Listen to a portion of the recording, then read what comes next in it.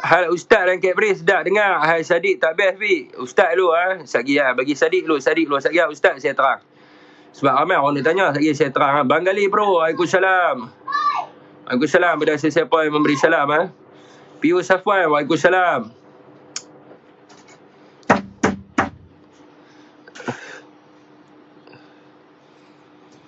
Tak maaf tuan isap rokok dulu Ustaz. Tak isap rokok dia tak main. Okey.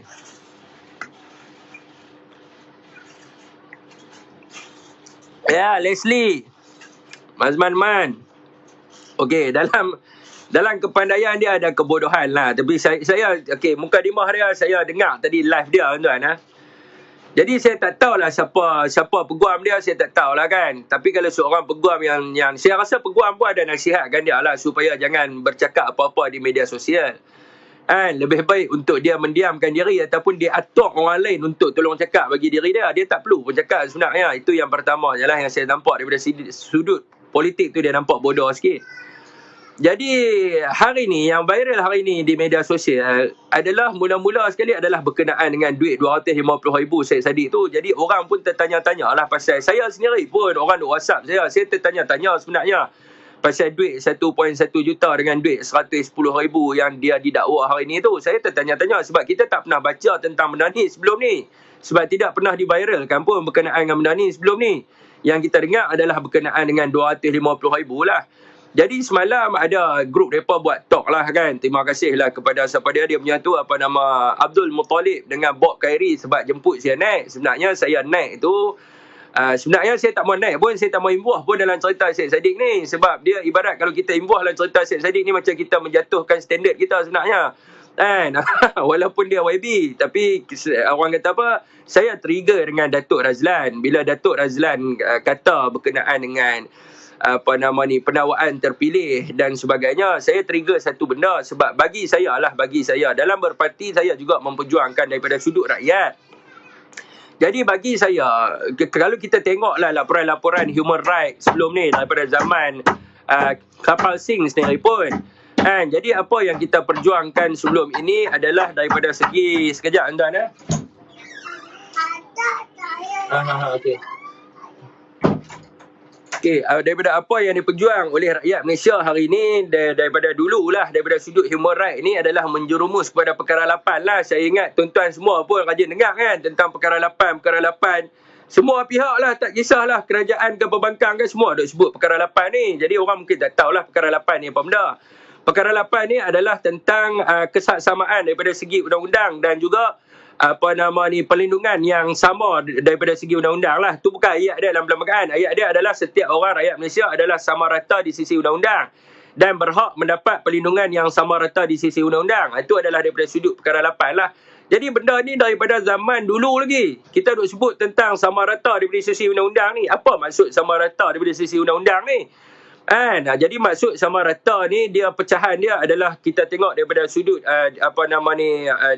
Monster Q yang bawa tentang konsep dia panggil sebagai tripati. Tripati ni adalah konsep separation of power di dalam pentadbiran yang ada kepada tiga kategori lah, pecahan 3 kategori, iaitu eksekutif, judiciary dan juga legislatif.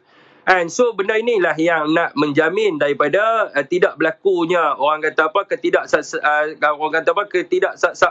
ketidaksamarata daripada sudut undang-undang ni. Maknanya di sini adalah rakyat Malaysia daripada dulu lagi nak memperjuangkan bahawa setiap orang ni sepatutnya dikenakan undang-undang. Sebab tu orang kata apa sekarang ni kita biasa duk dengar tentang apa? Kita biasa duk dengar tentang kluster gayangan dan sebagainya. Sebab apa rakyat letak terma tu kepada mereka? Rakyat letak kerana rakyat inginkan satu sudut undang-undang yang sama. Maknanya rakyat kena, orang korporat kena, orang politik pun kena. Bukan undang-undang ni untuk rakyat saja. Jadi rakyat tidak mahu orang kata apa pemerintahan hukum besi. So bila kita sebut tentang undang-undang, bila kita sebut tentang penawakan, yang pertama kita kena fikir macam mana penyiasatan itu berlaku. Penyiasatan ni dia berlaku daripada sudut ini yang saya nak cakap semalam. Mereka tak bagi. Mereka bawa turun saya ke bawah. Jadi kita kena fikirlah laporan ni siapa buat. Lah ni orang duk kata ibarat macam laporan ni Hamzah Zainuddin buat. Laporan ni ibarat Perdana Menteri buat. Salah. Penyiasatan ni Hamzah buat, Perdana Menteri buat. Salah. Dia sebenarnya penyiasatan ni dia bermula daripada mana? Dia bermula daripada laporan pertama. Laporan ni siapa dia? Laporan dia tak kira lah mana-mana agensi pun, PDRM ke, SPRM ke, dia membuat siasatan bergantung pada laporan. Ada laporan baru boleh ada siasatan. Tak ada laporan tak boleh ada siasatan. Tidak boleh buka kertas siasatan lah. Jadi dia mesti berpunca daripada laporan. So bila berpunca daripada laporan, bila ada penyiasatan, bagaimana penakwaan ini dibuat? Penakwaan ini dibuat berdasarkan apa? Dalam bahasa Latin kita panggil dia locus standi lah. Tapi dalam ayat bahasa layman ni maknanya adalah penakwaan ini dibuat berdasarkan keupayaan sesuatu penakwaan ataupun beban pembuktian dalam sesuatu penakwaan. Jadi maknanya bila kita bawa satu kes tu, adakah kes tu dia upaya untuk didakwa ataupun ada bukti untuk dilakukan pendakwaan? Ini bukan tugas menteri. Ini bukan tugas menteri untuk menentukan sama ada upaya ataupun tidak ada upaya. Bukan OKU lah kan. Ada upaya ataupun tidak ada upaya sesuatu kes ni. Ini yang perlu kita kena tahu. So bila sebut tentang dia bermula daripada laporan, siapa yang buat laporan? Macam kes jadi dia sendirilah buat laporan 250,000 tu. So apa nama penyiasatan dia buat? Selepas penyiasatan penakwaan, siapa yang buat penakwaan tu? So apa yang saya cuba nak sampaikan di sini adalah penakwaan terpilih ni maknanya dia tidak ada upaya. Penakwaan politik ni maknanya penakwaan yang sengaja direka-reka. Maknanya penakwaan ni tidak ada. Tetapi dia sengaja direka-reka. Sebagai contohnya dalam kes Zahid sendiri. Adakah bukti itu sengaja direka? Bukti itu bukan sengaja direka. Bukti itu memang ada dan keupayaan satu kes itu pun memang ada. So adakah ini dipanggil sebagai penakwaan politik ataupun penakwaan yang terpilih? Macam mana yang mereka katakan? So apabila mereka membahaskan daripada sudut ini, seolah-olah mereka mengatakan bahawa semua orang politik ni tak boleh kena penakwaan. Seolah-olah macam tu lah. Mereka kata bila dia jadi kerajaan, dia dakwa orang sana. Bila mereka jadi kerajaan, mereka dakwa orang sini. Seolah-olah mereka nak kata macam mana tahu? Mereka nak kata hari ni, orang politik tak boleh kena penakwaan mahkamah. Ini yang sebenarnya yang mereka nak bawa kepada rakyat Malaysia. Tapi mereka, orang kata apa, mereka tidak menterjemahkan lah ayat ni. Tapi daripada sudut ideologinya, kita nampak macam tu lah. Daripada sudut pemikirannya, daripada sudut apa yang mereka cuba perjuangkan ini, mereka nak bagi tahu kepada rakyat bahawa hari ini orang politik tak boleh kena dakwa. Jadi ini bertentangan dengan perjuangan rakyat. Walaupun mereka kata rakyat. Tapi ni adalah bertentangan dengan perjuangan rakyat. Sebab rakyat nak kedudukan sama rata daripada susi undang-undang tu. Dan bila kita sebut tentang mahkamah, tu saya sebut tadi tentang separation of power. Sebab apa saya sebut tentang triparty system? Sebab saya mengutarakan triparty system ni supaya rakyat tahu bahawa Perdana Menteri tak ada kuasa ke atas mahkamah. Perdana Menteri tak ada kuasa. Jadi institusi kehakiman ini ataupun orang panggil sebagai judiciary ini, mereka adalah satu pentadbiran yang lain. Mereka sendiri, pentadbiran apa kita panggil, lebih kurang itulah institusi yang lain. Maknanya ketua eksekutif ataupun Perdana Menteri tak boleh langsung nak campuri urusan mahkamah ni. Tak boleh nak mencampuri urusan kehakiman. Sebab itu saya terangkan daripada konsep triparti tadi tu. Supaya rakyat memahami tentang struktur negara kita. So hari ini, kalau kata mereka nak membuktikan bahawa mereka tidak bersalah, dekat mana? Mereka kena buktikan di mahkamah. Mereka tak boleh nak bukti luar mahkamah. Mereka kena bukti dalam mahkamah. Yang mengatakan bahawa mereka ini tidak bersalah. Jadi hari ini, mereka cuba nak bukti dekat luar. Ini yang jadi masalahnya di sini. Bila kita sebut tentang perjuangan rakyat, mereka ni bercanggah. Ideologi ataupun pemikiran yang mereka bawa ni, kononnya orang politik ni adalah pejuang rakyat. Bila mereka ni pejuang rakyat, maka mereka tak boleh kena tindakan mahkamah. Ini bahaya. Ini bahaya lah kan. Yang mana tiba-tiba dulu macam Syed Saddiq kan, kita tahu seluruh Malaysia dia pusing. Seluruh Malaysia dia pusing. Dia bagi tahu kata apa? Dia bagi tahu kata Najib ni rasuah, Najib ni salah guna kuasa, Najib itu, Najib ini, macam-macam Najib. Tapi hari ini disebabkan perjuangan yang dia bawa hari ini, dia seolah-olah kata Najib pun kena kes penakwaan politik. Dan Najib hari ini pun menerima dia sebagai seorang kluster yang sama dengan Najib kluster mahkamah. Najib yang mana kena kutuk dengan Syed Saddiq dulu, hari ini bagi tahu apa, welcome to the cluster mahkamah. So they are welcome each other lah. Sekarang ni tak apa, baguslah daripada sudut tu. Maknanya mereka berbaik sesama sendiri, they welcome each other. Najib pun welcome Syed Saddiq tu Sungai Buloh. Syed Saddiq pun kata Najib adalah pendakwaan politik. So dalam konteks sekarang ni, ke mana arah tuju perjuangan mereka ni? Jadi perjuangan mereka ini lebih kepada nak bagi tahu tu lah, macam yang saya sebut tadi.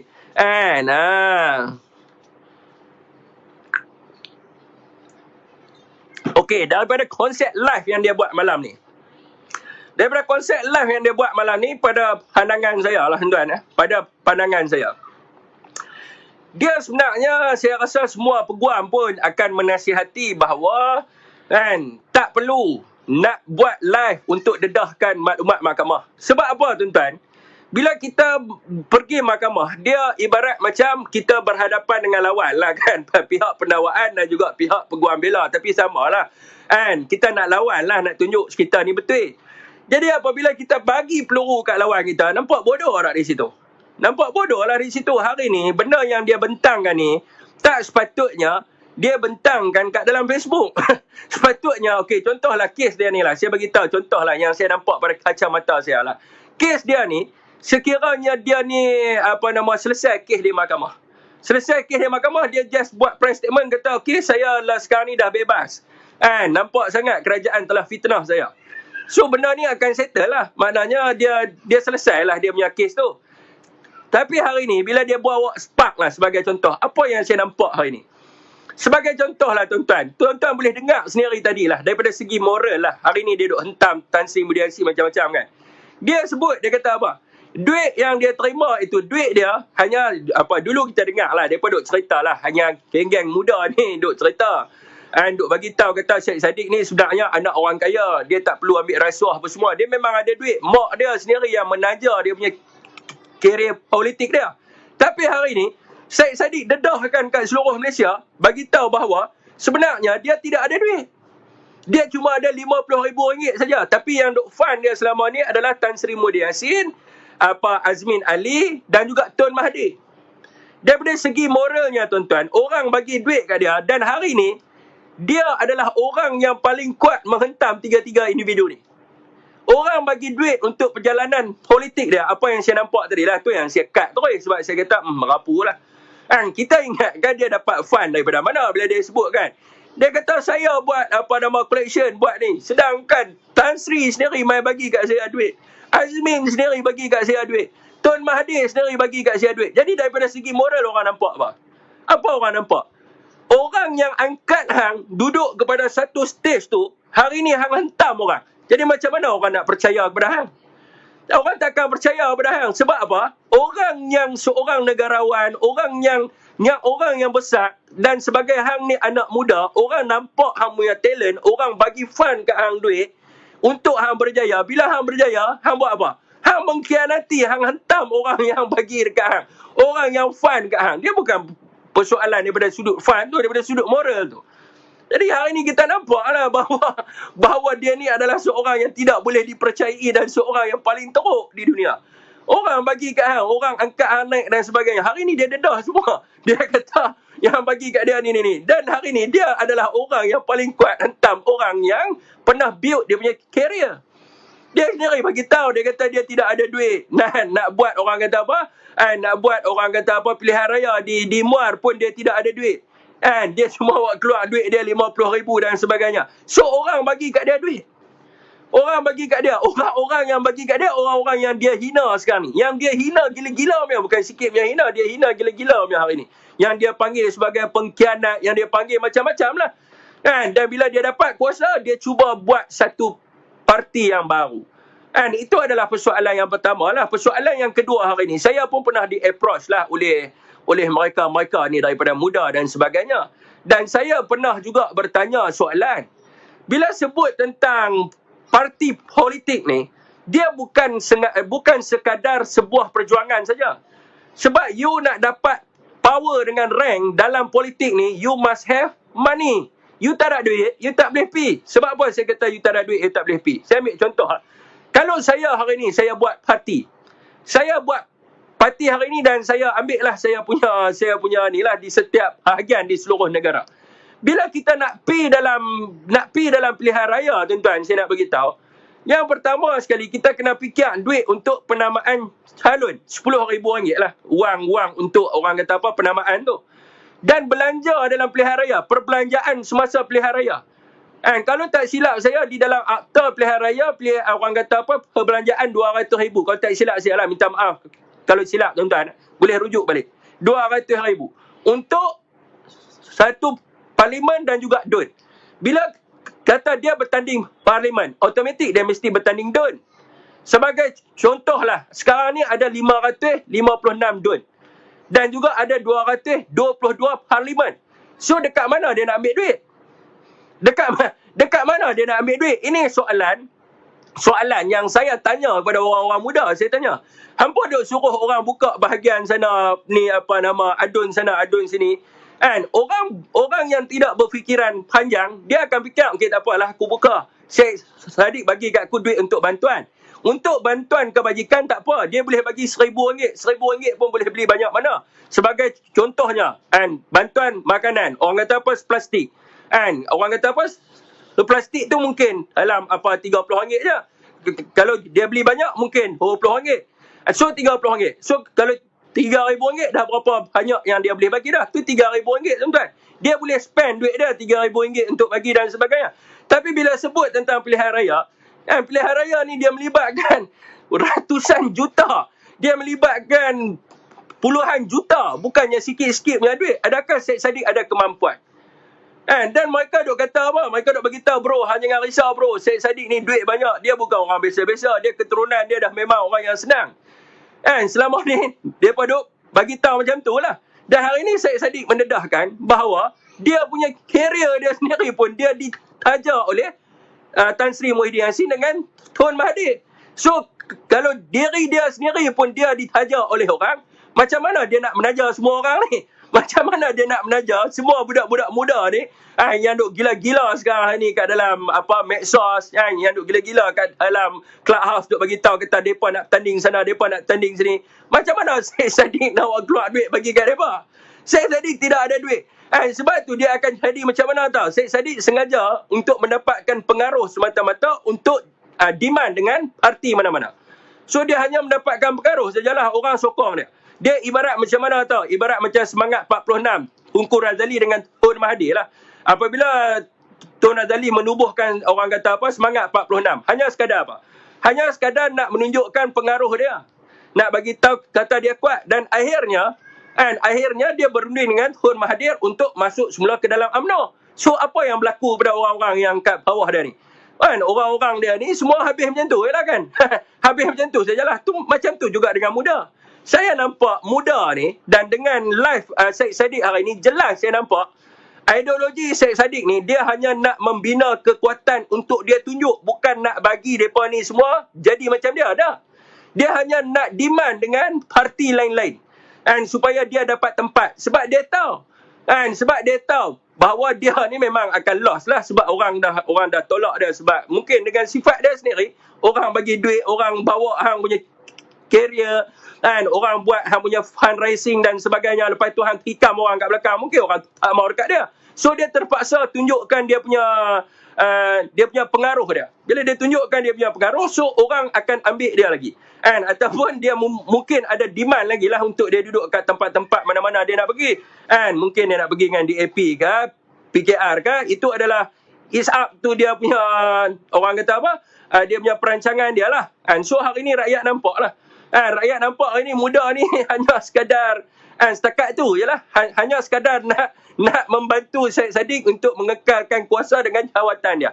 So benda ni buang masa lah. Buang masa anak muda. Buang masa anak muda. Kecuali lah kalau Syed Saddiq ni memang ada duit, boleh bagi kat hang untuk bertanding, itu kira hang betul-betul orang kata apa, orang yang bagus lah. Dan yang mana exco muda pun duk terang semalam kat dalam clubhouse, mereka duk abang seumpama Syed Saddiq ni memang orang yang berharta, orang yang ada harta dan sebagainya. So mereka ni pun menyanjungi Syed Saddiq ni kerana Syed Saddiq ni ada harta yang boleh orang kata apa, yang boleh menjadikan mereka ni sebagai wakil rakyat. Tapi nampak hari ni apa pun tak ada. Kan, apa macam nak tanding bawa keluar duit ASB RM50,000. Kan, bawa keluar duit ASB. Macam mana dia nak bagi ke hampa duit untuk hampa bertanding? Dia sendiri pun bawa keluar duit ASB. Macam mana dia nak bagi? Kan, itu adalah daripada skop pandangan saya lah. Kan, so hari ni Syed Saddiq dah dedahkan semua.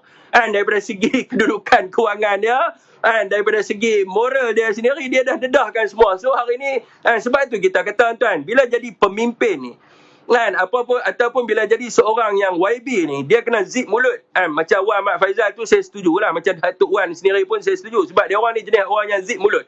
Hanya bercakap benda yang penting saja. Sebab hang leaders, bukan boleh cakap guna emosi. Hari ni dia buat live, dia guna emosi. Sebab tu bila dia guna emosi, dia hari ni, apa yang dia nampak di sebalik dia punya diri dia, bila dia duduk depan telefon, apa yang dia nampak hari ni, dia telah menjelaskan kepada rakyat bahawa dia ni adalah seorang yang benar. Tetapi orang yang tengok live dia tu, orang nampak dia apa? Orang nampak dia adalah, yang pertama saya nampak tadi, dia seorang yang tidak boleh dipercayai. Yang kedua saya nampak dia orang yang nak menggunakan orang semata-mata. Dua benda ni saya nampak. So sebab tu saya katakan, bila dia beremosi, dia nak bagi tahu kata dia betul-betul tak bersalah. Sebenarnya dia tak perlu bagi tahu kat dalam Facebook pun sebenarnya. Dia perlu bagi tahu, tu saya kata, bila dia selesai kes dia dekat mahkamah, dekat mahkamah, orang tahu tak tentang Tan Sri Muhyiddin Yassin bagi kat dia duit. Orang tahu tak kata Tun Mahathir bagi kat dia duit. Orang tahu tak tentang Azmin Ali bagi kat dia duit. Mana ada orang tahu? Tidak akan ada seorang pun yang tahu tentang benda tu. Dan dia boleh selesai macam tu lah kat mahkamah sebab dia ada bukti semua kan. So dia boleh selesai macam tu lah. So hari ni bila dia cerita kat dalam Facebook kan, saya rasa semua orang tahu lah tentang dia punya kedudukan kewangan dia, tentang dia punya macam-macam benda lah. Dan hari ni pun orang nampak dia sebagai leadership apa. Dia hanyalah sekadar bayang Tun Mahathir lah. Kan? Orang kata seumpama sebelum ni, bila cerita tentang Syed Saddiq ni, orang nampak dia seorang yang gah, kan? Seorang yang hebat, kan? Seorang yang macam-macam lah. Ada orang kata apa, leadership lah, ada kemampuan daripada segi harta, kan? Orang yang macam-macam lah kan, kita duduk dengar. Tapi hari ni bila saya nampak dia punya live, saya nampak hang tak ada hang serupa macam aku kan. Kalau kata Tun Mahathir bagi kat aku duit, aku pun boleh jadi macam hang. Ibarat macam tu lah. Kalau kata Tan Sri bagi pam kat korang 1 juta, aku boleh jadi macam hang. Ibarat macam tu lah. Dia ni ibarat orang yang macam kita juga. Tapi sebenarnya dia hanyalah bayang-bayang mereka ni. So betul lah macam saya buat live sebelum ni. Maknanya dia menang kat Muar tu hanya sekadar sebab Tan Sri dengan Tun Mahathir letak dia saja. Sebab pada waktu tu rakyat memang nak tukar. So letak dia menang lah. Sekiranya dia bertanding pada PRU 13 dengan ideologi yang dia bawa tu, saya ingat memang takkan menang pun. Takkan menang pun dekat Muar tu. So mungkin disebabkan pengaruh daripada Tan Sri dengan Tun Mahathir tu yang dia boleh menang. Cuma dia ego sekarang ni. Dia biasalah tuan-tuan, bila orang ni berjaya, bila orang ni berjaya, maka dia akan lupa. Sebab tu ada pepatah Melayu yang menyebut bahawa kacang lupakan dia punya ni kulit dia tuan-tuan. Sangkut sikit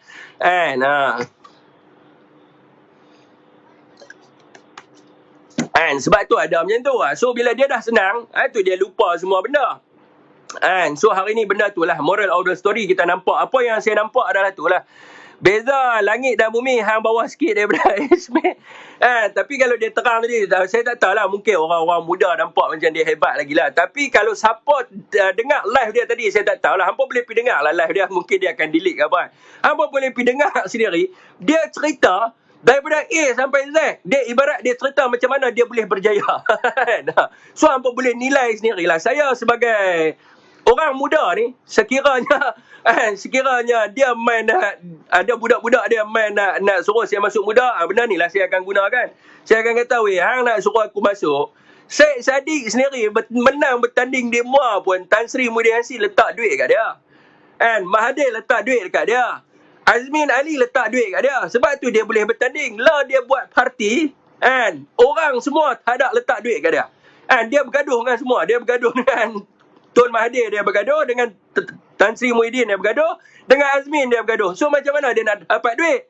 So macam mana dia nak janjikan kata orang-orang muda ni boleh bertanding? Semata-mata apa? Semata-mata dia nak crowd je. Semata-mata dia nak crowd. Mungkin dia ada buka platform lah kepada orang-orang orang-orang lain yang mana yang memang anak millionaire untuk duduk dalam parti tu. Sebab tu walaupun term tu term muda, tapi masih ada orang yang umur 69, yang 40 lebih tu kan. Dan orang-orang ni adalah di belakang orang ni benda. Di belakang orang ni adalah orang kata apa, orang-orang yang berduit lah, millionaire dan sebagainya. Sebab tu dia ambil macam tu, sebab dia tidak ada duit. So orang ni, adakah orang ni dia boleh fund untuk semua parti? Langsung tak boleh lah saya ingat. Dia mungkin boleh fund untuk tempat dia saja. Tapi kalau dia nak fund semua boleh tak? Mampu tak boleh kan? Itulah dia punya hakikat sebenar dia tuan-tuan.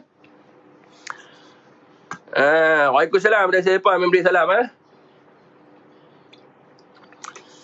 Sebab tu yang kita risau tuan. Sebab kita belum tahu siapa yang duduk belakang dia, ideologi apa. Tapi yang kita nampak macam dekat Clubhouse tadi, ramai orang beritahu muda ni nampak mereka seperti ultra liberal. So bila sebut tentang kapitalis apa semua ni, kebanyakan mereka ni adalah ultra liberal lah. So sebab itulah dia bawa perjuangan ultra liberal tu. Sebab apa? Sebab yang fund dia ni pun adalah orang-orang yang ultra liberal. So dia tidak ada duit, dia terpaksa bergantung kepada fund-fund ni. Dia nak jadi leader ni tuan-tuan. Yang pertama kena ada duit. Kalau hang tak ada duit, hang tak boleh buat apa. Yang pertama kena ada duit. Sebab tu banyak benda ni. Bukan boleh bertanding bawa telur. Tak boleh. Dia seolah-olah dia bagi tahu kat orang ramai supaya macam dia pun boleh berjaya. Dia bertanding macam tu ya. Seolah-olah macam bertanding bawa telur. Tak boleh tuan-tuan. Nak jadi ahli politik ni kena ada duit. Kena ada duit. Tak ada duit tak boleh. Mak Sabu ada duit. Mak Sabu mesti ada duit. Apa PAN dia main daripada mana? Fund dia apa? Dia pun main daripada DAP fund main daripada mana? DAP main daripada Israel. Sebab tu muda pun mereka rapat dengan DAP. Sebab apa? Mereka pun mengharapkan fund daripada orang lain juga. Sebab dia tak ada duit. Kalau dia betul-betul ada duit, dia boleh bawa ideologi dia sendiri. Dan sedangkan Armada ni, kita dengar ada Armada ni adalah satu parti. Armada ni adalah gagasan yang membela hak orang Melayu. Dia adalah bekas ketua Armada dulu. Dia sendiri bagi tahu dia di antara orang-orang yang orang kata apa, yang founder Bersatu. So Bersatu pun dah memang parti Melayu. Macam mana dia boleh jadi ultra liberal? Sebab apa? Sebab dia tak ada duit. Bila dia tak ada duit, dia terpaksa bergantung dengan orang-orang ni dan dia terpaksa mengikut ideologi orang ni. Dia tak boleh bawa perjuangan dia sendiri sebab dia tidak ada duit. Sebab tu dia tak boleh nak bawa terlampau ultra Malaysia apa semua. Dia tidak boleh bawa. Sebab apa dia tidak boleh bawa? Sebab dia tak ada duit. Dia terpaksa bergantung dengan DAP. Dia terpaksa bergantung dengan ni. So mereka yang kata duduk dengan muda nak berjuang kerana bangsa apa semua, tak boleh. Bila you terpaksa bergantung dana ataupun you terpaksa bergantung fund dengan pihak yang lain, you kena ikut dia punya aturan dia. Macam Syed Saddiq ni, bila dia ikut kepada orang-orang yang kapitalis yang liberal ni, dia akan ikut aturan tu lah. So dia tak boleh nak kata, bila muda ni berjaya, muda ni akan buka apa semua. Pelah otak apa, hang bukan ada duit. Muda akan memastikan orang muda semua ni apa semua. Hang tak ada duit. Hang nak bawa ideologi hang macam mana? Hang tak ada duit. Hang nak bawa ideologi hang kena ada duit. Bila hang tak ada duit, hang nak bawa macam mana? Hang nak transmit macam mana? Hang terpaksa bergantung orang lain. So perjuangan yang mereka bawa ni, kita boleh rumuskan sampah semata-mata. Hanya sekadar nak bagi tahu menyedapkan orang muda je. Nak dapatkan pengundi muda, mainlah duduk dengan dia, nak sokong dia. Tapi dapat apa? Orang muda dapat apa? Dapat tai je lah. Kecuali lah kalau orang muda tu ada duit lah. Orang kata apa, sekiranya orang muda tu pun ada duit, millionaire apa pun, dia tetap juga tak boleh nak bawa ideologi dia. Sebab apa dia tak boleh bawa ideologi dia? Sebab presiden dia pun tak ada duit. Presiden dia pun harapkan fund daripada orang lain. Presiden dia harap fund daripada orang lain, nak bawa ideologi jadah apa? Dia kena ikut orang lah. Ibarat macam ni lah tuan-tuan. Ibarat kata dia minta fund kepada DAP. Adakah dia boleh menentang DAP? Dia tak boleh. Dia kena ikut ideologi DAP lah. Itu masalah dia. Muda power Dia tak ada duit. Tak payah buang masa. Nak politik tak ada duit, hang piduk jauh-jauh. Tak payah. Memang dalam politik memang kena ada duit. Hang kena ada duit. Hang nak bagi, bukan kata setakat bantuan kepada orang. Tapi hang nak bagi ke ahli parti, hang suruh bertanding. Memang dalam politik base pertama. Sebab kita duduk dalam sistem tu. Kecuali lah parti sistem politik kat dalam negara kita ni, dia ibarat macam bertanding ketua kelas. Tak apalah, dia tak pakai duit. Tapi sistem politik dalam negara kita ni memang sistem yang menggunakan duit. Sistem wang taruhan, kan, sistem orang kata bajet pilihan raya. So sistem yang menggunakan duit. Hang tak ada duit nak buat apa? Bawa telur. Bawa telur, pakai seluar pendek, saya nak jadi YB. Orang kata apa? Mampu hang tak ada duit nak jadi YB apa? Tak ada duit nak jadi YB apa, tuan-tuan? Orang Penang kata apa? Hang tak ada duit, hang nak jadi YB apa? Hampir baliklah tolong mak hang lagi bagus. Kan?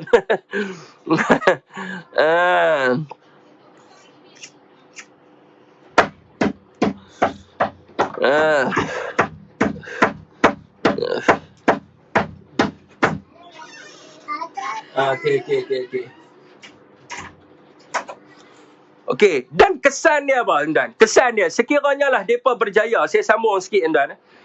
Sekiranya mereka ni berjaya, contohlah mereka tidak ada duit pun, ni benda ni memang tidak mungkin akan terjadi lah. Sekiranya lah mereka tidak ada duit pun, mereka boleh bertanding lah, menang. Sebagai contoh lah. So, apa benda pertama mereka buat? Mereka tidak akan membantu rakyat. Ni adalah sifat human nature, tuan-tuan. Sifat orang kata semula jadi manusia. Sebab tu banyak ahli politik yang diangkat, yang mereka tidak ada harta. Benda pertama sekali mereka buat apa? Mereka bina harta mereka dulu. Mereka bina rumah banglo, kereta besar apa semua, baru mereka fikir tentang rakyat. Sebab mereka tidak ada duit. So, mereka tidak pernah merasai pakai kereta BMW. Dia beli kereta BMW. Dia tak pernah rasa duduk dalam banglo. Dia beli banglo. So, bila nak sampai masa rakyat, dia kata sampai aku puas enjoy duit dulu, baru aku bagi kat rakyat. Sebab tu di Malaysia, wujudnya sistem yang mana tahu? Kita, pemimpin mengkayakan diri dia sendiri. Rakyat di bawah, meminta-minta seperti ayam di dalam reban. Sebab apa? Angkat pemimpin hak tak ada apa? Hak ada telur dia. Dia tak ada apa, dia ada telur. Tambah-tambah pula orang muda. Kalau kata dia umur 40, 50, boleh tahan lagi lah. Umur 30 lebih ke, umur 40 lah orang kata, boleh tahan lagi lah. Sebab dia mungkin ada establish sikit lah. Dia ada rumah dia sendiri apa semua. Dia pun duduk macam tu kan. Jadi dia boleh tahan lah. Tapi human nature, manusia, sifat muda macam saya sendiri lah. Takkan saya tidak ada keinginan untuk pakai kereta. Saya dah pakai dah BMW, saya dah bisa bawa. Takkan saya tidak ada keinginan nak pakai Lamborghini. Saya tidak ada keinginan nak pakai Lambo lah. Saya ada keinginan nak pakai Lambo. So, keinginan adalah pemikiran, orang kata separa sedar. Ni adalah Sigmund Freud cakap. So, saya akan guna duit tu di dalam pemikiran unconscious mind untuk beli Lamborghini.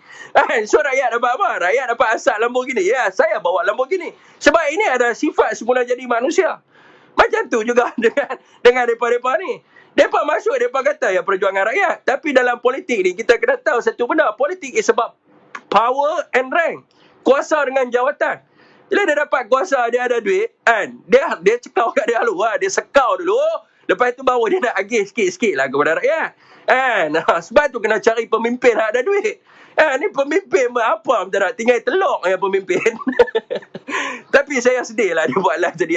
Pemimpin tak ada apa. Pemimpin tinggal telur. Asyik baik ada telur dua biji duk tergantung. Tak ada telur sebagai tak ada apa. Asyik baik ada telur. Tu macam mana nak build parti. Saya pun tak faham lah. Lain kali kalau budak-budak main kat saya kata hampir pergi balik lah. Presiden parti pun tak ada duit. Nak suruh aku masuk parti yang. Baik tak payah.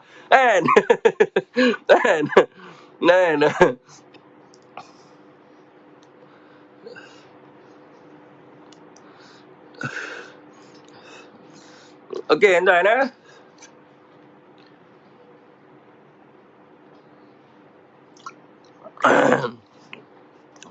Topik yang kedua, ramai orang nak tanya pasal Ustaz Abid Liu. Saya mula tak tahu cerita ni, tiba-tiba tiba-tiba tuan, tiba-tiba ada seorang ni, bukan seorang lah, saya kenal dia, Cap Riz. Dia masuk dalam clubhouse. So dia bagi tahu lah. Saya sebenarnya Cap Riz ni dia ada pernah janji dengan saya dulu, dia hantar saya pergi umrah, walaupun tak pernah hantar lagi lah kan. Dia pernah buat live video lah, cakap dia akan hantar saya pergi umrah, tapi dia tak hantar lagi lah. Sebagai disclaimer lah saya nak bagi tahu, sebab dia baru ni ada budak-budak dia kaitkan isu ni. Dia kata Cap hantar saya pergi umrah tapi saya tak menghargai dah. Dia tak hantar lagi. Dia janji sajalah dia minta semua dokumen tapi dia tak hantar lagi. Jadi orang kata apa, isu dia macam ni. Saya ada tu hutang budi jugalah kat dia, bukan tidak ada langsung, ada juga tu hutang. Jadi bila saya dengar isu dia bermula dengan Cap Riz ni adalah isu dia bagi tahu secara terbuka. Dia bagi tahu ramai waktu tu, ramai orang tengok, dekat 600 orang tengok. Dia kata dia nak kena bunuh. Dia kata ada pemimpin politik di Malaysia ni nak bunuh dia. Dan orang tu adalah daripada Kerajaan Perikatan Nasional. Jadi saya pun macam terkejut lah kan. Ui gila dia ni nak kena bunuh. Saya pun naik lah. Saya pun angkat lah tangan kan. Di dalam aplikasi tu kena angkat tangan. Saya angkat tangan, mereka bawa saya naik lah. Bila mereka bawa saya naik, saya pun tanya. Saya pun bagi tahu kat dia lah. Saya pun WhatsApp dia lah. Saya kata, Cap, saya ni Syafiq Alim semua sekarang ni. Kamu panggil saya Syafiq Reader dulu. Saya tu hutang budi. Saya letak nyawa lah. Nyawa Cap ni dekat bahu saya. Kalau betul Cap nak kena bunuh lah. Jadi orang kata apa, saya akan menolong Cap lah kan, untuk Cap balik ke Malaysia ni. Siapa nak bunuh Cap tu kan. Jadi saya orang kata apa, bercakap dengan dia secara live dan saya WhatsApp dia, di WhatsApp dia dan juga saya Instagram dia lah. Jadi dia read tau. Dia read. Lepas tu ada saya miss call dia. Call dia tak angkat. Kita apalah, saya ingat dia masih runsing lagi lah. Jadi bila orang kata apa, ingat macam tu, saya pun bukalah tengok FB dia. Sebenarnya Cap ni pergi dengan siapa? Cap Riz ni dia pergi dengan siapa dekat Gaza tu? Dia pergi dengan Abid Liu ke? Dia pergi dengan siapa? Lepas tu saya pun tengok, dia pergi di bawah orang kata apa, Exco Kebajikan UMNO Malaysia. Lepas tu saya pun baca daripada awal sampai habis kes tu. Rupa-rupanya Exco Pemuda UMNO Malaysia, Exco Kebajikan UMNO Malaysia di bawah Datuk Aziz Rahim, depa ada buat fundraising waktu tu. Dia ada buat live yang kata dia nak pergi ke Palestin. So saya pun tengoklah live semua live depa lah yang UMNO buat live untuk fundraising tu kan. Saya pun tengoklah. So cerita sebenarnya adalah Cap ni dia pergi ikut bawah UMNO punya. UMNO melancarkan di bawah parti UMNO. UMNO dia bukan pergi bawah Ustaz Abid Liu. Dia pergi bawah UMNO. So saya pun selidik lah, dia pergi dengan siapa yang kata nak bunuh dia ni. Jadi saya tengok Datuk Parlimen Aziz Rahim. Datuk Aziz Rahim lah kan. Aziz Rahim ni kawan dengan orang tua saya. Dengan mak saya lah, mak saya kenal dia. Jadi saya tak nampak lah Aziz Rahim ni jenis muka bunuh orang kan. Dia lawak dia lah kan. Lawak dia dengan perangai dia lah, orang pun tahu kan. Tapi tak ada lah sampai ke tahap sampai nak bunuh-bunuh orang ni. Tak pernah dengar juga kan. Saya pun ada lah tanya dengan orang-orang kenalan yang kenal dengan dia. Aziz Rahim ni memang dia jenis macam tu kan. Dia pun kata tak ada Aziz Rahim. Aziz Rahim bukan jenis macam tu. Okay, tak apa. Saya pun duk selidik lah cerita-cerita dia ni. Sebab nak tahu lah siapa nak bunuh dia ni sebenarnya. Jadi saya pun tahu, dia pergi dengan UMNO ni, bukan perjanjian dengan dia tau. Bukan ada perjanjian dengan dia pun, dengan Cap pun semua, tak ada. Mereka pergi memang atas urusan parti UMNO sendiri. Mereka nak pergi hantar bantuan di sana, di bawah Datuk Aziz Rahim lah. So masa Aziz Rahim lancar pun, Cap Riz ni tidak ada langsung. Kod kata Aziz Rahim lancar, dia kata UMNO bersama-sama dengan Cap Riz akan buat sumbangan sekian. Tak. Memang DP tu total UMNO punya. Bantuan apa-apa semua tu, duit apa semua UMNO punya lah. Senang cerita, semua UMNO punya. So UMNO pun dah pergi sana. UMNO dah pergi, cerita dia UMNO pergi sana. Lepas tu saya dengar dengar cerita daripada Cap pun ada sebut. Dia kata sebenarnya dia ni dia berhubung dengan anak lelaki Aziz Rahim. Ada seorang tuan-tuan tengok naik Velfire putih jambang macam dengan hero Hindustan tu kot, tak silap saya kan. Dia merujuk kepada dia tu lah. Maknanya dia pergi dengan Aziz Rahim. So saya pun selidik lagi. Bila selidik, orang ni hantar mai Kerajaan Akbar kat saya. Ada tim mereka punya lah, UMNO punya tim kan, member lama, mereka hantar mai. Cap ni dia pergi, Aziz dah pergi sana dah. Lepas 6 hari baru dia pergi. Dia jumpa di Egypt. So dia ni hanya bawa, saya dengar cerita yang kata dia ni bukan nak pergi hantar bantuan. Dia ni nak pergi buat konsert ke apa ke, saya tak pastilah, lebih kurang macam tu lah. Dia nak pergi buat video di sana yang nak mengajak orang kepada jihad lah, lebih kurang macam tu lah, jihad di Gaza ni. Bukan dia bawa bantuan. Dia bukan bawa bantuan. Ni orang alam sendiri bagi tahu. Orang yang di dalam Exco Kebajikan UMNO sendiri bagi tahu. Dia kata bantuan tu tak ada langsung duit daripada Cap Riz. Semua ni adalah duit daripada ahli UMNO dan juga daripada UMNO sendiri dan juga rakyat Malaysia.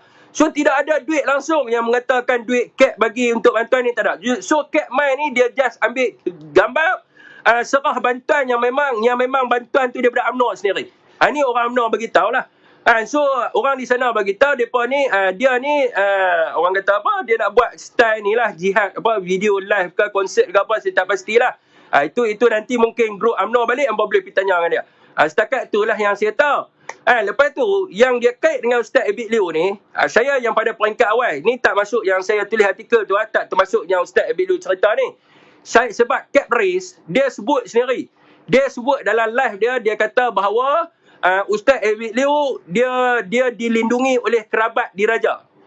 Dia kata dia dilindungi oleh kerabat diraja dan dia juga adalah mafia yang dilindungi oleh kerajaan Malaysia. Ini Ustaz Abid Liu sebut dalam live dia tadi, bukan saya reka-reka. Memang dalam Clubhouse dia sebut benda tu. Jadi sebab tu saya pergi cari kisah tentang Ustaz Abid Liu ni, macam mana yang kata kabel diraja apa semua ni. Rupanya masa Ustaz nak pergi tu, kerajaan yang antara yang penaja tu adalah TMJ. Lepas saya tulis artikel tu, barulah Cap Race dia buat minta maaf kepada Tunku Mahkota Johor. Sebenarnya yang dia duk kutuk-kutuk dalam live dia tu, yang duk kutuk-kutuk tu, dia kutuk siapa? Dia kutuk TMJ. Tapi kalau dia sebut nama TMJ, tuan-tuan, saya ingat rakyat Malaysia semua akan pijak muka dia. Sebab apa? Rakyat Malaysia ni, seluruh Malaysia daripada Johor sampai ke Perlis, sebut nama TMJ saja, rakyat Malaysia memang bersama dengan dia. Bersama dengan tuanku. Sebab tu dia tak berani sebut. Dia dah sebut apa kerabat raja saja. Dia tak berani sebut langsung nama Tengku Mahkota Johor.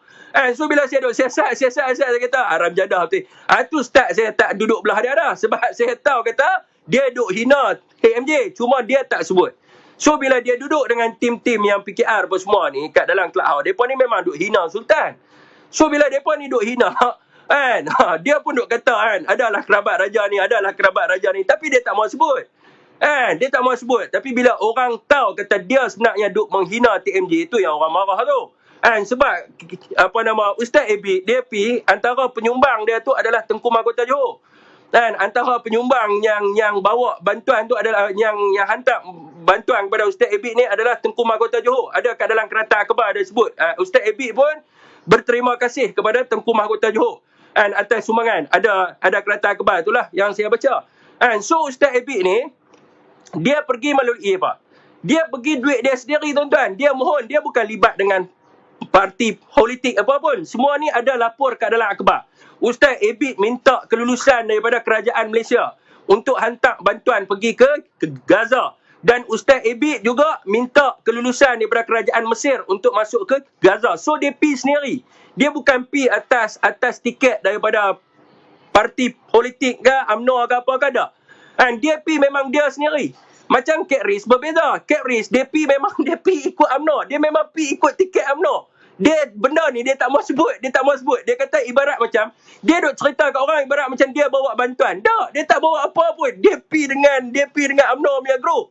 So, Ustaz Abid ni, ini cerita ni saya rasa tuan-tuan pun boleh baca sendirilah kat dalam akhbar. Ustaz Abid ni dia minta daripada dia bila kata negara perang, automatik kita kena minta kelulusan daripada orang kata apa, Kementerian Luar Negeri lah, Datuk Seri Hishamuddin yang kata Cap boleh kaitkan dengan Hishamuddin ni. Sebab hari ni rakyat tak terfikir hari ni bahawa semua negara lockdown. Bukan kata Malaysia, seluruh dunia lockdown hari ni. So dia mesti kena minta melalui Kementerian Luar Negara, orang kata apa, luar negara di Malaysia, untuk hantar kepada kelulusan daripada Kementerian Luar di Mesir. Sebab nak masuk ke Gaza ni, nak masuk ke Palestin ni cuma ada dua jalan saja. Ada dua jalan saja. Yang pertama kena masuk ikut Israel. Yang kedua kena masuk ikut Mesir. So kalau nak masuk ke Gaza mesti masuk ikut Egypt. Dia tidak boleh masuk ikut Israel lah. Israel kita tidak ada hubungan diplomatik dengan dia. So dia kena minta kepada Kementerian Luar Kementerian Luar di Mesir. Sebab tu kalau tuan-tuan baca dalam akhbar, memang ada cerita benda ni semua. Dan Ustaz Abid kalau dia tak cerita pun orang pergi check lah akhbar, memang ada. Sebab mungkin benda dah sebulan lebih, so orang tak nampak lah. So dia buat permohonan untuk tim dia sendiri, tim Abid Liu punya tim, bukan tim Perikatan Nasional ke, bukan tim UMNO ke, bukan tim PAS ke apa, tak ada. Abid Liu punya tim, dan dia dihajar oleh Tengku Mahkota Johor lah, walaupun dia tidak mau sebut tentang benda tu. And so disebut ni adalah kenyataan akhbar lah, Tengku Mahkota Johor ada sumbang sikit. And so dia sampai di sana, dan dia menggunakan duit dia semua dia punya sendiri. Dia tak bawa pun duit tabung plastik ke, aman tu ke, aman ini ke, dia tak bawa. Memang Abid Liu kan, Abid Liu sendiri pergi. And so tidak timbul lah isu. So itulah yang rakyat tak nampak sebenarnya. Mula-mula saya berat belah kat juga. Tapi bila saya tengok dia ni bercelaru, dah lah dia pergi dengan orang politik. Lepas tu dia kaitkan dengan Tengku Mahkota Johor, dia kaitkan dengan Ustaz Abid Liu, dia kaitkan dengan Hishamuddin. Sebenarnya asas dia dekat mana? Asas dia sebenarnya adalah kerana saya nampak di sini cemburu ya. Mungkinlah kemungkinan dia cemburu kerana dia tak dapat macam mana Abid Liu dapat. Jadi maknanya di sini dia tak dapat macam mana Abid Liu dapat buat bantuan tu. So dia rasa cemburu. Bila dia rasa cemburu, tu yang ditimbulkan isu tentang Ustaz Abid Liu Dajjal apa semua ni. Sebab apa yang dia cerita di peringkat awal tu, macam saya selidik, saya telefon orang tu. Sebab dia pergi dengan Aziz Rahim, confirm lah saya kenal. Bukan saya tak kenal Aziz Rahim, confirm lah saya tahu cerita-cerita dia ni macam mana.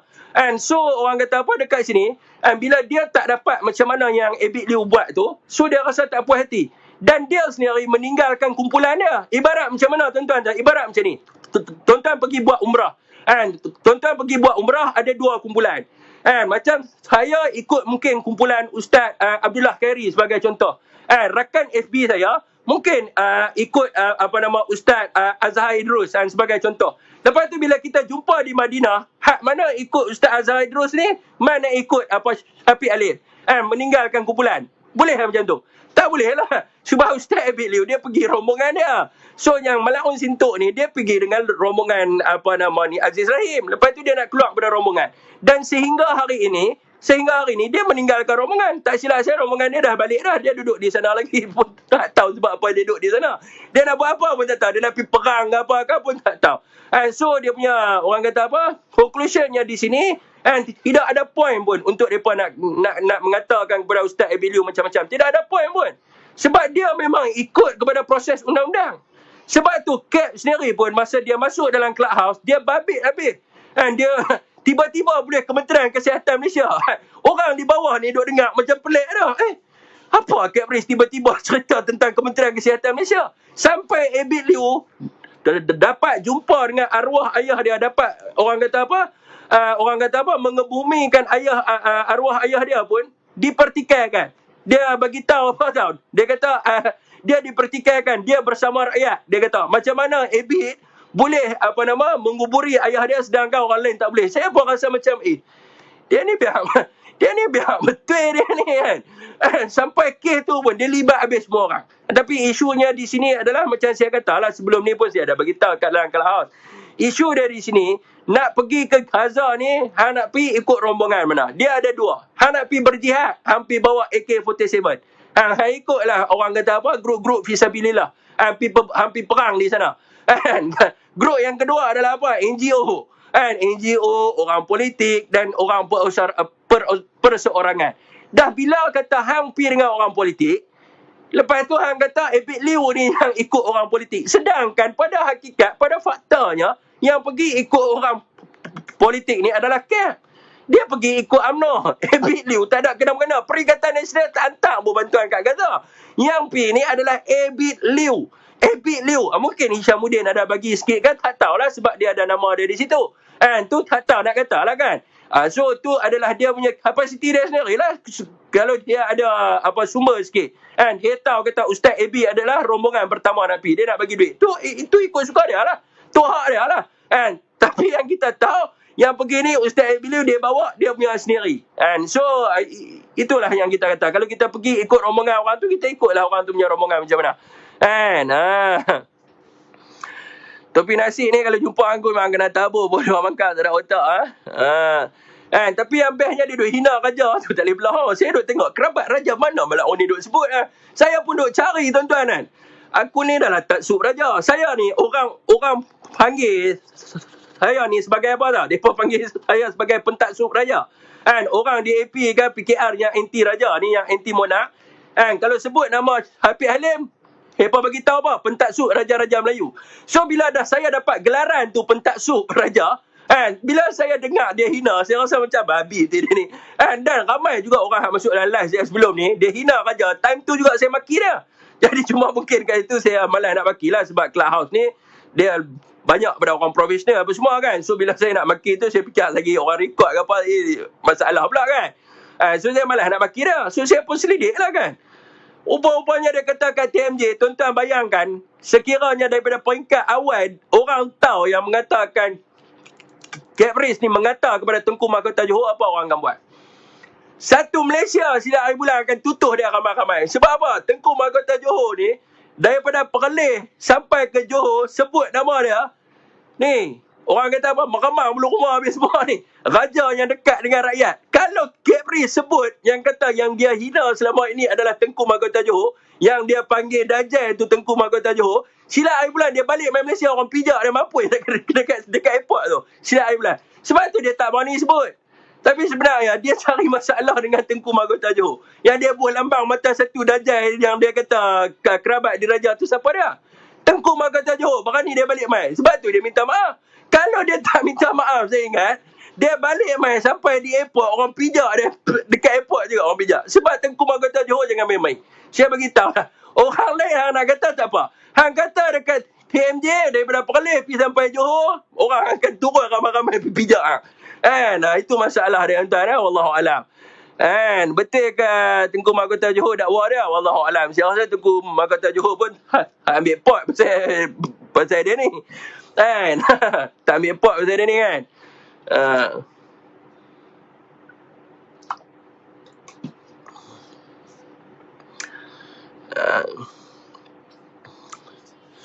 Betul, memang kes dia sakit hati dengan UF padahal pergi lewat, tiba-tiba nak masuk. Dia bukan kira pergi lewat dengan piawai tuan-tuan. Macam saya sendirilah, macam semua orang lah.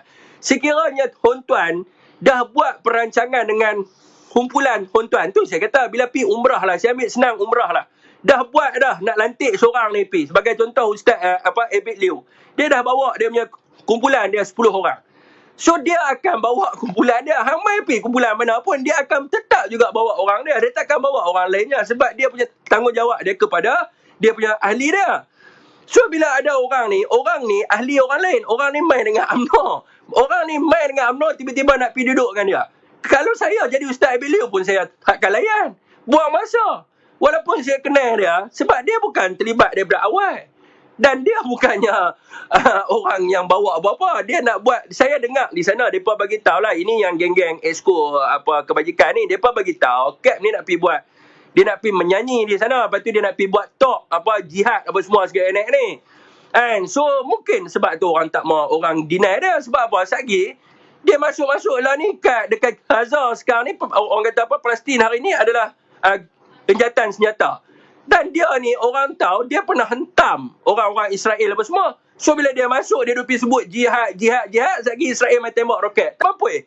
Habis semua orang kena. Sebab dia seorang yang mati ramai. Mungkin kerajaan Mesir pertimbangkan benda tu. Ini mungkin lah saya kata. Klausa mungkin lah. Sebab satu dunia tahu yang kata dia duk pergi hentam Israel ni dengan macam-macam lah kan. Hashtag oyak dan sebagainya. So mungkin disebabkan atas faktor keselamatan tu, mereka tak benarkan dia masuk. Mana kita nak tahu? Tiba-tiba teluk je yang dia ada. Takkan TMJ nak layan benda bodoh macam tu. Itu dia punya ni lah kan. Dan saya sendiri pun tuan, saya malas nak ambil pot lah. Sebab dua-dua ni saya rasakan macam dua-dua orang yang hebat lah. Cuma tak sepatutnya lah Caprice buat macam tu. Dia patutnya dia kena cerita benda yang sebenar. Daripada A, dia kena cerita daripada A sampai Z. Dia bila dia tak cerita, ni masalah. Macam tu juga dengan Nadia Anuri ni pun sama juga. Dia jelas sebab Ustaz Abid Liu tak bagi duit dekat dia. Ustaz Abid Liu buat sendiri. Buat rumah anak nak buat rumah anak yatim, hantar bantuan pakai kontainer semua, buat sendiri. So dia nak semua bantuan melalui dia. So hari ni dia buka pekong dia sendiri. Dan saya sendiri pun, bila Ustaz Abid Liu sebut macam tu, saya ni nak bagi tahu pada tuan-tuan, saya bukan nak bangga lah. Tapi saya memotong gaji saya daripada tahun 2009 untuk tabung Palestin dan juga Syria. Dan kalau tuan-tuan tanya pada saya, memanglah kita nak tahu ke mana pergi duit tu. Dan kita harap jugalah kerajaan mengambil apa yang Ustaz Abid Liu cakap ni kena memandang serius. Sebab Ustaz Abid Liu bukan cakap 20 juta. Dia sebut 20 juta setahun. Kan? Maknanya setahun 20 juta. Dah berapa puluh tahun dah. Kalau kata saya bagi pada 2009. Kan? Orang lain pun dah bagi. Sekiranya lah daripada 2009 tu 20 juta. Hingga sekarang. Dah berapa ratus juta dah. So rakyat nak tahulah, dan saya harap pun kerajaan Malaysia kena buka kertas siasatan lah atas Nadia Anuri ni. Kan? Sebab benda yang dibongkarkan oleh Ustaz Abid Liu ni bukan biasa-biasa. Kan? Dan dia sendiri bagi tahu yang pasal gambar yang kena bom tu kan. Memang ada sebelum ni poster yang suruh bagi duit kepada Aman lah. Yang suruh bagi duit kepada Cinta Gaza dan sebagainya. So orang semua bagi duit. So Ustaz Abid Liu bagi tahu bila dia pergi jumpa dengan ahli keluarga tu, dia tanya kepada Nadia Anuri, mana duit yang rakyat Malaysia bagi? So benda ni kena disiasat oleh kerajaan Malaysia. Sebab benda ni membawa imej yang buruk. Sebab dia rakyat Malaysia yang duduk di sana. Dia rakyat bukan R. Dia adalah rakyat Malaysia yang duduk di sana. So ni adalah maruah kerajaan Malaysia. Kena panggil dia balik untuk siasat dia. Siasat dia, ke mana duit ni pergi? Ni rakyat Malaysia nak kena rakyat Malaysia desak. Dan mungkin kita akan buat petition dan sebagainya supaya kerajaan buka kertas siasatan ke atas dia untuk siasat. Untuk siasat ke mana duit ni bagi. Sebab kita duk bagi pada tahun 2009, kita duk bagi kepada mereka. Duit ni pergi mana? Malakun Sintok berkelam. Ni Ustaz Abid Liu dedah semua. Berapa rumah tak cukup, rumah anak yatim kan sebelum ni mereka abang collect duit nak buat rumah anak yatim. Ustaz Abid Liu sebut tadi, mereka tak bagi buat rumah anak yatim di situ. So mereka duk minta duit rumah anak yatim ni, mana duit tu pergi? Macam tu juga yang mereka kata duit korban lembu apa semua kan. So ni kita pun nak tanya kat Ustaz Abid Liu, ada tak mereka buat dekat Gaza mereka ada buat sembelih apa semua. So kita nak tahu, kita duk bagi duit ni dekat bulan puasa ni. Penuh duk collect duit kan. 400 Haya pun dah masuk baru ni. Bagi kat orang kata apa untuk Gaza. 400 orang kata apa, satu bahagian. 400 ke berapa tak, bini saya ada tahu 400 lebih saya rasa. Ambil orang kata apa, sebahagian untuk korban kat sana. So kita nak tahu juga ada lembu. Ini lembu betul-betul lembu kan, lembu manusia punya lembu hak kelam duit orang. Kita nak tahu lembu tu sembelih betul ke ataupun manusia jadi lembu. Kita nak tahu. Kalau unta, adakah unta ataupun manusia jadi unta? Kita nak tahu duit ni pergi mana. So kerajaan Malaysia kena panggil dia balik. Kita nak tahu berapa lembu mereka korban, berapa unta mereka sembelih di sana. Jangan nak balik ni tengok unta manusia sudah jadi unta dah. Saya kita pasal-pasal kena pijak juga.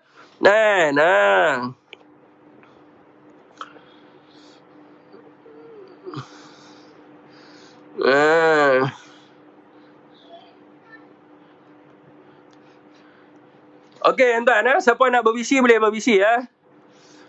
Ni saya buka untuk berbisi ya. Soalan ataupun bisi tuan. Elok dibuka atas siasatan duit aman Palestin. Kita nak tahu juga kan apa benda kan. Cinta Gaza ke apa. Kita tak tahu. Yang kita tahu lintas kat Facebook kita tak. Keldai kot. Keldai buat petition kami tanda tangan. Kita mana nak tahu. Kita lintas kat Facebook. Kita tekan transfer. Donate. Kita tekan donate. Kita tak tahu siapa punya. Nadir kan siapa kah. Kita tak tahu. Yang kita tahu lintas kat Facebook. Kita tekan donate. Ramai orang-orang kita macam tu lah. Zaman muda kan. Tekan lintas ramai tekan. Apa? Donate. Donate. Potong daripada orang kata bank kita. Tu je. Sebab zaman lah bukan jenis kita pergi masuk dalam tabung semua. Lah semua donate. Kita nak tahu itu donate sudah jadi donat kan, betul-betul donate. Rakyat nak tahu. Sebab Ustaz Abid Liu bangkitkan benda ni. Jadi rakyat nak tahu. Ini adakah dia unta tu apa? Unta tu apa? Orang tak tahu. Unta tu unta lah. Jadi kita nak tahu. Donate kan donat. Kalau donate tak apa. Derma. Kalau donat. Kalau donat siap. Donate tak apa. Lah ni rakyat Malaysia jadi risau. Duk lintas-lintas mai kan. Donate ni donate ke donat kan. Satu je permintaan rakyat mari. Kertas nama NGO je audit mana main dengan ni. Hampa pun kena tukar bendera hijau tuan. Saya pakai bendera hijau ni. Hampa kena tiba-tiba kena pijak muka tak pasal. Apa pun kena pakai ni lah. Bendera hijau. Saya pakai yang mana buat? Bendera hijau. Ah.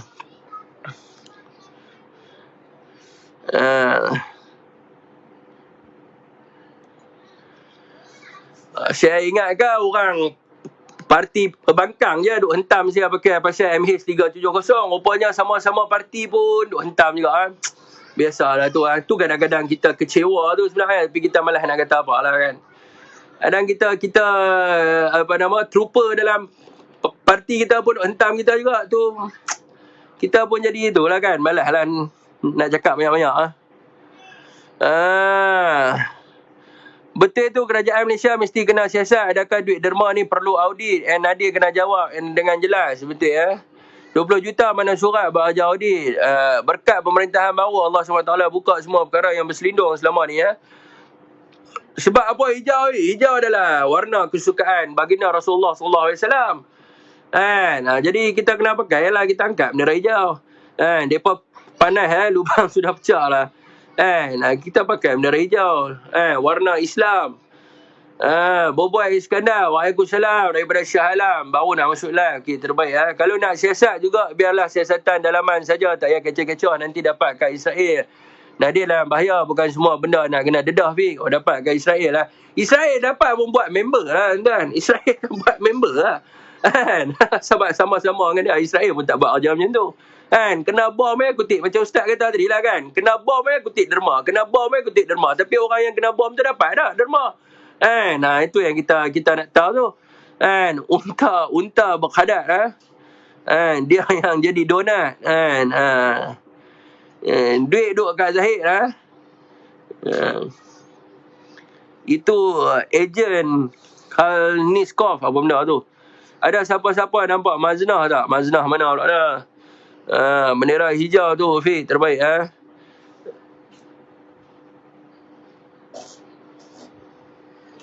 Alhamdulillah, kerajaan Malaysia, pimpinan Tan Sri Mulyani Yassin, semua benda terselindung selama ini terbongkar satu persatu. Dia innocent until proven guilty lah. Dalam prinsip penghakiman ni cukup mudah. Selagi tidak terbukti bersalah, maka seseorang itu tidak bersalah. Kalau dia dah terbukti bersalah, maka bersalah lah. Jadi kita tak kata dia buat, tapi kita minta untuk siasatan dibuat lah. Isu ni besar juga ya, sampai banyak pihak tentera kena tempiah. Kentut dia, Fit. Ada dengar bunyi hampa ingat buat lawak tu ya. Bunyi rosi. Hak mau tukar pergi hijau lagi, Rafiq. Alhamdulillah.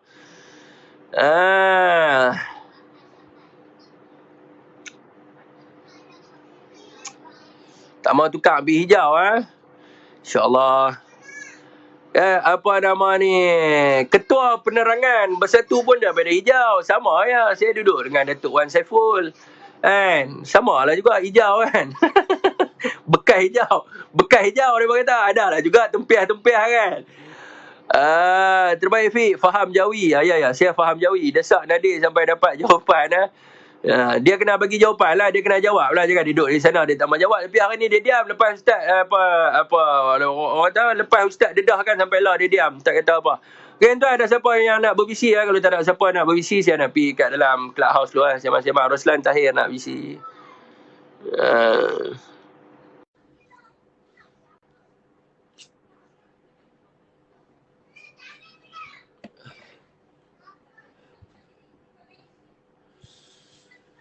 Betul ke Webima tu cakap dia tak masuk PN, dia kena tuduh macam-macam. Isu tu saya lupa nak sentuh tadi. Kalau betul dia kena buat report polis lah.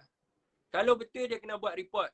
Dia boleh membuktikan perkara itu benar sekiranya ada laporan polis. Sekiranya tidak ada laporan polis, dia tak boleh kata betul lah. Bila sebut ugutan ni, ugutan jenayah 506 kot. Saya silap saya. Assalamualaikum. Ya bang. Assalamualaikum. Ya bang, nak cakap apa tu? Salah tekan tu kan? Salah tekan. Buat bunyi udang Dia kalau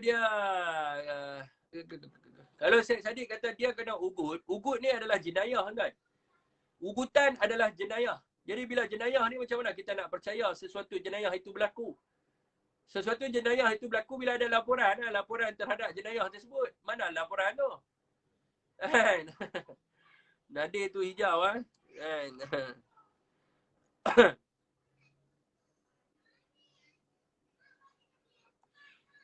Bila kita sebut tentang jenayah, ugutan adalah satu jenayah, satu bentuk jenayah di bawah kanun keseksaan. So kena dibuktikan berdasarkan laporan polis. Kalau dia tidak ada laporan, dia tidak akan jadi jenayah. Begitu juga dengan kes Kijang dulu tuan-tuan, kita dengar yang apa, YB Nasrah apa nama, Natrah YB Natrah dia ada beritahu bahawa dia telah diugut dan ada beberapa orang datang ke rumah dia untuk akan datang ke pejabat dia bawa duit 10 juta. Dan akhirnya bila kita desak dia buat laporan, ada tak yang orang tu datang? Tak ada, dia sendiri. Dia kata tidak mengenali. Macam-macam lah kan. Dia kata macam-macam lah. Apa nama, untuk orang kata apa, menegakkan benang yang basah. YB Natrah beritahu dia kena ugut dan tuan-tuan sendiri tahu yang laporan polis yang YB Natrah buat. Adakah laporan yang dia buat tu yang menunjukkan siapa-siapa yang ugut dia? Dia pun tak tahu siapa ugut dia. Dan dia pun tak dapat membuktikan kata 10 juta tu. So macam mana kita nak percaya? Jadi bila dia sebut ugutan dia adalah criminal case. Bila kita sebut dia adalah criminal case, so must be a report. Tak ada report, tak ada ni. Tidak ada case lah. Sekiranya tidak ada report, tidak ada case lah. Ada report, ada case. Tidak ada report, tidak ada case. So kita pegang macam tu lah. Orang Malaysia dia pegang macam tu lah. Kita ada pihak berkuasa kan. Kita pegang macam tu lah. Dia cakap lah apa dia nak cakap, tapi kita sebagai seorang rakyat Malaysia, kita berpegang kepada kedudukan tersebut lah. Kita berpegang bahawa wujudnya sesuatu jenayah tu bila adalah satu laporan jenayah yang dibuat lah. Tambah-tambah pula bila dia claim. Bila dia claim secara terus lah, dia claim bahawa dia memang sememang-memangnya dia diugut. Sememang-memangnya berlakunya ugutan jenayah. Ugutan masuk parti ataupun apa pun, itu adalah ugutan jenayah. Bila sebut ugutan, dia adalah jenayah. Tak kira lah ugutan apa pun. Ugutan suruh sunat ke, ugutan suruh makan gula-gula ke, ugutan suruh minum air sirap ke, itu adalah jenayah. Bila sebut ugut jenayah. Bila sebut jenayah, report kena ada. Dia YB kan, dia sembang tentang undang-undang semua kan. So, dia kena buat report lah, dan kita mengharapkan Syed Saddiq untuk buat satu laporan polis lah. Bukan buat Facebook lah. You buat Facebook lah, tak dapat bukti apa-apa pun. You buat laporan polis lah yang mengatakan benda tu betul. Macam tu juga dengan Tempunan, bila dia kata ada sesuatu ugutan ke atas diri dia, dia buat laporan. Siapa yang ugut tu? Siapa yang ugut? Kita dah dengar. Siapa dia? Hamzah Zainuddin ugut. Buat laporan, sebut nama Hamzah Zainuddin. Tapi mereka ni lebih suka gunakan akhbar. Rakyat boleh fikir benda ni. Rakyat takkan tak boleh fikir. Rakyat boleh fikir apa ugut apa. Tak ada laporan polis. Sebutlah akhbar, lepas tu nak suruh apa? Dia kata Hamzah ugut dia. Lepas tu dia nak suruh dia buat laporan akhbar, dia nak suruh apa? Hamzah mengambil tindakan atas diri dia sendiri. Tak kebangang punya je. Hampir buat laporan polis lah. Buat laporan polis. Barulah rakyat ada proof. Oh, Tengkunan kena ugut dengan Hamzah Zainuddin. Barulah ada valid benda tu. So, bila dia sebut saja ugutan, everyone boleh sebut ugutan. Saya boleh bagi tahu kata, Syed Saddiq ugut saya. Syed Saddiq ugut dah liwat saya. Saya boleh kata, saya kata Anwar Ibrahim ugut dah liwat saya. Sebab tu malam ni saya buat live, saya tak sebut nama Anwar. Sebab Anwar ugut saya, dia hantar mesej kat saya kata dia nak liwat saya. Saya boleh kata, tapi mana laporan tu? Mana laporan yang mengatakan semikian? So dia tidak ada apa-apa lah. Mana tindakan mahkamah dan sebagainya, macam Yusof Router. Dia buat laporan polis, dia ada tindakan mahkamah. So people believe, orang kata apa, Yusof Router lah sebab dia ada laporan. So macam tu juga Syed Saddiq, kalau dia nak orang percaya kepada dia, so dia kena ada laporan lah. Bersandarkan kepada laporan laporan polis lah, kita percaya. Tak ada laporan, kita tak percaya. Kalau dia berani, dia buat laporan lah, sebab dia pun tak berani. Kalau dia sebab apa tuan? Sebab apa dia tak berani buat laporan? Sebab mereka ni fitnah. Mereka tahu kalau mereka buat laporan, mereka kena bawa seksyen berapa? 182. Bila mereka kena bawa seksyen laporan palsu 182, mereka kena denda apa? Mereka kena denda RM2,000.